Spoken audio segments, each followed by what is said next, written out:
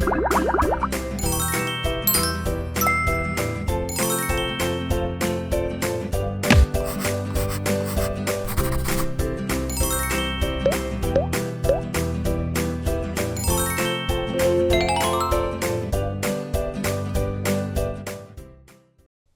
교육과정은 국가연구개발사업에 참여하는 학생 연구자와 연구 책임자가 국가연구개발사업 연구 수행 전과 수행 중에 알아야 할 학생 인건비 제도와 처우 보장 내용을 알려드리기 위한 교육 영상입니다. 학생 연구자와 연구 책임자는 연구 수행 전에 학생 인건비 계산 기준, 학생 연구자 지원 규정, 학생 인건비 통합관리 제도, 학생 인건비 지급액 책정, 학생 연구자 연구 참여 확약서에 대한 내용을 반드시 알고 있어야 합니다. 또한 학생 연구자와 연구 책임자는 연구 수행 중 학생 인건비 부당 회수, 과제 참여 내역, 과제 예산 규모, 수급액 정보 등 정보 확인, 국가연구개발사업 과제 성과 보상, 권익 보호, 고충 상담 신고 창구, 안전보험 가입에 대한 내용을 반드시 알고 있어야 합니다. 이번 학습 시간에는 학생 인건비 계산 기준, 학생 연구자 지원 규정, 학생 인건비 통합관리 제도에 대해 알아보도록 하겠습니다.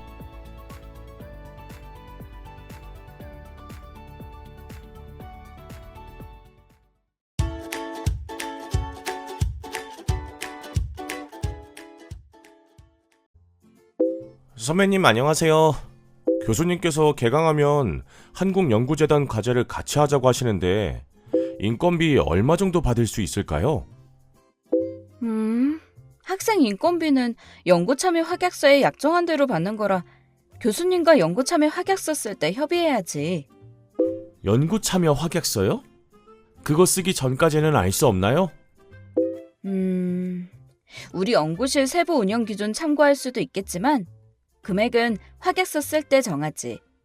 이번 학기에 얼마 정도 받을지 알아야 미리 계획을 세울 수 있을 것 같아서요. 지금 하는 아르바이트 시간 조정이 필요할 것 같기도 하고요. 우리 학교 석사과정 국가연구개발사업 학생 인건비 계산 기준이 220만 원이니까 그 이하라고 생각하면 돼. 각자 받는 금액은 계산 기준 내에서 연구 참여 정도에 따라 다른 거고. 220만 원 이하요? 그 기준은 왜 있는 거예요? 너 수업도 들어야 하는데 과제 너무 많이 하면 안 되니까 제한을 둔 거지. 선배님, 근데 교수님께서 민간과제도 참여하라고 하시던데 그럼 그것까지 포함해서 220만 원 이내로 받는 건가요? 민간 과제는 과제별로 달라서 따로 알아봐야 해. 그러면 일단 국가연구개발사업에 참여할 때는 기관에서 정한 계산 기준 이내로 학생 인건비를 받을 수 있고 제가 받을 학생 인건비 금액이나 연구 참여 시간은 교수님과 연구 참여 확약서를 함께 쓰면서 정한다는 것이네요. 확약서는 연구 참여 전에 써야 하는 거 알지? 확약서는 기관장도 함께 쓰는 거라 기관장 서명 없으면 무효인 것도 참고해. 덕분에 알았어요. 감사합니다, 선배님.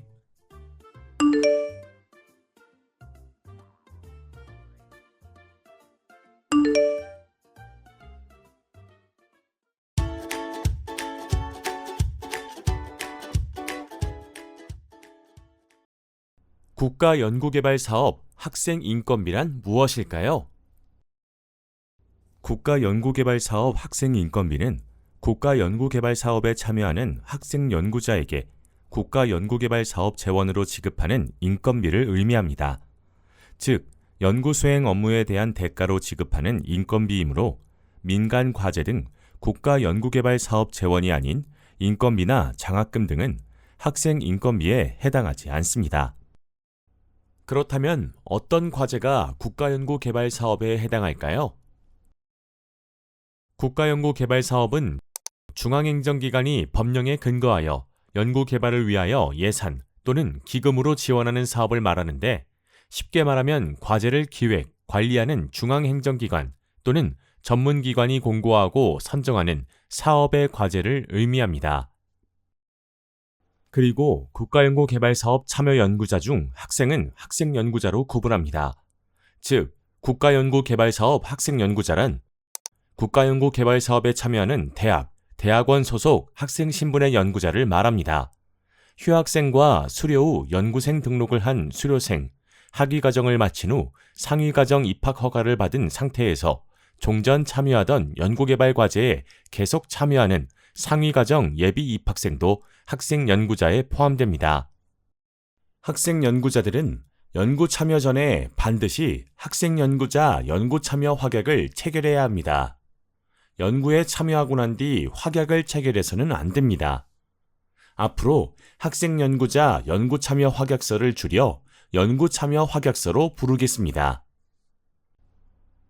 앞서 살펴본 대로 학생 인건비를 받을 수 있는 대상에는 재학생과 대학원 과정 수료생 중 연구 등록한 학생, 근로계약을 체결한 휴학생도 해당됩니다. 본래 학생 연구자가 졸업을 하면 더 이상 재적 상태가 아니기 때문에 학생 인건비 지급 대상이 될 수 없습니다. 그러나 학생 연구자가 참여하던 연구 활동을 마무리하기 위해 졸업일 이후에도 졸업하는 월의 마지막 날까지 연구 활동을 계속 수행하는 경우 학생 인건비 지급 대상에 포함하여 학생 인건비를 지급할 수 있습니다. 그러나 박사 후 연구자 등 학위를 취득한 연구자는 학생 연구자가 아니므로 학생 인건비 지급 대상이 아니며 박사 후 연구자 등 학위 과정을 졸업한 연구자에게는 근로계약 체결 후 인건비를 지급하여야 합니다.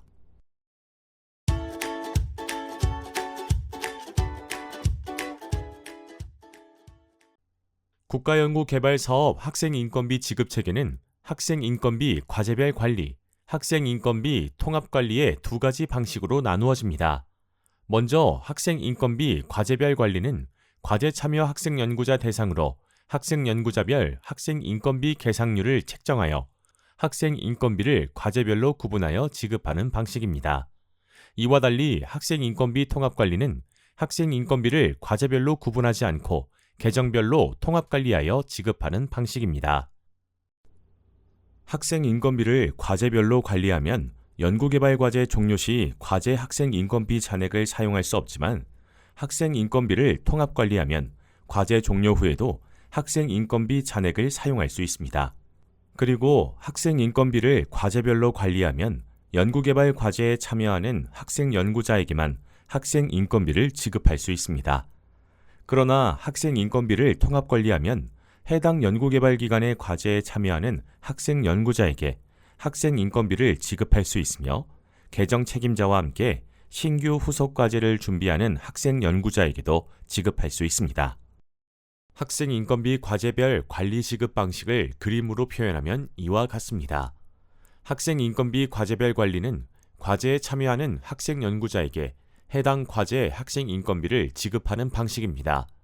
따라서 해당 과제에 참여하는 학생연구자에게만 지급할 수 있고 과제 종료 후 잔액을 정산하여 반납해야 합니다. 그런데 학생인건비 통합관리 연구책임자 단위 지급체계를 그림으로 표현하면 이와 같습니다. 연구책임자 단위로 학생인건비를 통합관리하는 경우에는 연구책임자가 진행하는 여러 과제의 학생인건비 예산을 연구책임자 계정으로 모아 학생연구자에게 학생인건비를 지급합니다. 학생연구자가 연구에 참여하기 전 학생연구자별 금액을 책정하여 학생연구자, 연구책임자, 기관장 간 연구참여 확약서를 작성하고 해당 연구책임자 계정에서 학생연구자에게 학생인건비를 지급합니다. 반면 연구개발기관 단위통합관리는 여러 학생인건비 통합관리 계정의 학생인건비 일부를 연구개발기관 계정으로 이체한 다음 대상 학생연구자에게 학생인건비를 지급하는 것을 말합니다. 예를 들어 학과 단위로 학생인건비를 통합관리하는 경우에는 학과 내 여러 연구책임자 계정에 있는 학생인건비 예산 일부를 연구개발기관 계정으로 이체하여 학생인건비를 모읍니다. 그리고 지급 대상으로 선정한 학생연구자에게 해당 금액을 지급하게 됩니다.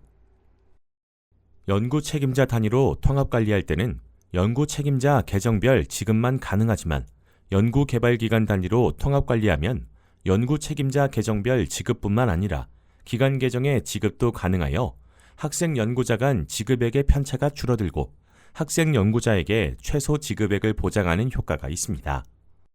또한 연구개발기관 단위 통합관리기관은 기관장이 인정할 경우 확약서 작성 직후에 학기별 혹은 학년별 기관 계정 지급액을 일괄 지급할 수 있습니다. 학생인건비 통합관리기관의 학생연구자는 참여과제 수와 상관없이 연구 참여 확약 체결 시 정한 금액을 학기 또는 학년 기간 동안 안정적으로 수급할 수 있고, 신규 과제 혹은 후속 과제 준비 중일 때도 학생 인건비를 수급할 수 있다는 장점이 있습니다.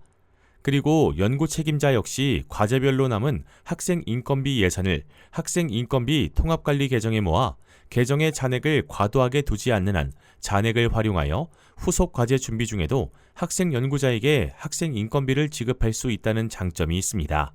또한 학생 인건비 통합관리 시 학생 인건비 통합관리 계정으로 들어온 학생 인건비는 해당 과제 단계 내 학생 연구자 등록 시 연구개발비 사용 금액으로 간주하여 정산을 면제받을 수 있어 연구 책임자의 업무 부담을 완화하고 연구 집중도를 높일 수 있다는 장점이 있습니다.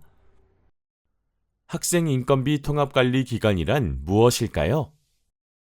현재 학생 인건비 통합관리는 규정 및 시스템 관련 자격 요건을 갖추어 과학기술정보통신부의 지정을 받은 기관만 할 수 있으며, 지정받은 기관을 학생 인건비 통합관리 기관이라고 합니다. 학생 인건비 통합관리 기관은 학생 인건비 수입액을 과제별로 관리하지 않고 통합하여 관리해야 하고, 학생 인건비 통합관리 계정에서 연구 참여 확약 내용에 따라 지급할 의무가 있습니다. 이에 학생 인건비 통합관리 기관들은 학생 인건비 지급 현황을 관리하고 학생 인건비 부당 회수가 발생하지 않도록 예방하며, 전산 시스템 운영을 통해 지급 관리를 올바르게 해야 하고 학생 인건비 예산 잔액이 과도하게 쌓이지 않도록 점검해야 합니다. 과학기술정보통신부는 학생 인건비 통합관리 기관들을 대상으로 매년 이 항목들을 점검하고 있습니다. 우리 기관이 학생 인건비 통합관리 기관인지 궁금할 때는 기관의 산학협력단이나 연구처, 연구행정부서 등에 문의하실 수 있고, 범부처 통합연구지원 시스템 아이리스 홈페이지나 NTIS 홈페이지에서도 확인할 수 있습니다.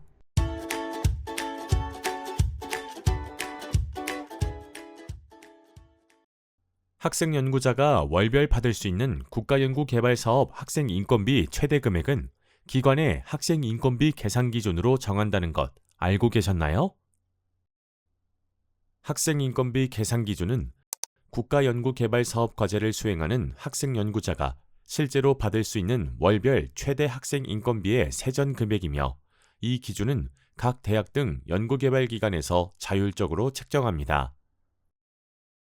과학기술정보통신부는 학생 연구자가 있는 기관마다 기관별 학생 인건비 계산 기준이라는 것을 설정하도록 했습니다. 기관별 학생 인건비 계산 기준은 대학을 포함한 연구개발 기관들이 학생 연구자가 받을 수 있는 월별 최대 금액을 자율적으로 정한 것으로, 학생 연구자가 학업 시간이 부족한 상태로 연구 활동만 지나치게 수행하지 않도록 마련한 것입니다. 학생 인건비 계산 기준은 국가연구개발혁신법 제13조에 적용을 받는 연구개발 과제 및 기관의 자체 규정에 따라 통합관리하기로 정한 기타 재원 과제에 참여할 때 적용됩니다. 기관에서 학생 인건비 계산 기준을 정할 때는 국가연구개발사업 연구개발비 사용기준에서 정한 학위과정별 학생 인건비 계산 기준 이상으로 정해야 합니다. 기관에서는 언제든 합의를 거쳐 관련 규정을 개정하여 기관의 학생 인건비 계산 기준을 상향할 수 있습니다. 아울러 한 기관에서 학과나 연차에 관계없이 학위 과정이 같다면 동일한 계산 기준을 적용해야 합니다. 다만 개인별 지급액은 학생 연구자의 연구 참여 정도에 따라 달리 책정될 수 있습니다. 기관의 학생 인건비 계산 기준은 소속기관 학생 연구자 지원 규정 내 명시되어 있으며, 기관 내 학생 연구자 지원 규정 및 학생 인건비 지급관리부서 NTIS 학생 연구자 지원 규정 서비스를 통해 확인할 수 있습니다.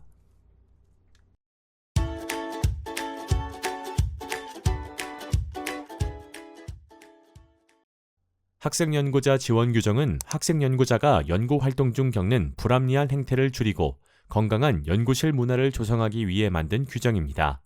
학생연구자 지원 규정에는 학생연구자의 학업, 연구보장, 처우보장, 학생인건비 계산 기준 등 모든 연구자가 알아야 하는 내용이 포함되어 있습니다. 학생연구자 지원 규정에는 건강한 연구실 문화 조성을 위해 학생연구자와 연구 책임자, 연구개발기관 각자의 권리와 의무가 명시되어 있어 누구나 한눈에 확인할 수 있습니다. 과학기술정보통신부는 학생연구자가 있는 연구개발기관이 학생연구자 지원 규정을 제정하고 공개하도록 의무화하였습니다. 이에 따라 각 기관에서는 기관별 학생연구자 지원 규정을 제정하고 기관의 홈페이지에 공개해야 합니다. 학생연구자 지원 규정은 기관의 홈페이지뿐만 아니라 NTIS 홈페이지 학생연구자 지원 규정 페이지에서도 확인 가능합니다. 이번 시간에 학습한 내용을 정리해 봅시다.